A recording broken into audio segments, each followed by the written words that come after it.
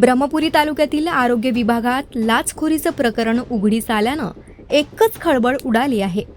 लाचलुचपत प्रतिबंधक विभागानं केलेल्या कारवाईत तालुका आरोग्य अधिकारी कार्यालयात कंत्राटी तत्वावर कार्यरत असलेला तालुका समूह संघटक सुदेश महाडोळे याला 5,000 रुपयांची लाच स्वीकारताना रंगेहात पकडण्यात आलं.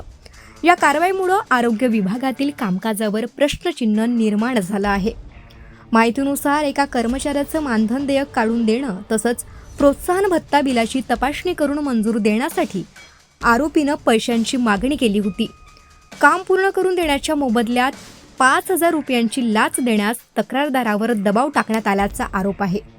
यानंतर संबंधित कर्मचाऱ्यानं थेट एसीबीकडे धाव घेत तक्रार नोंदविली.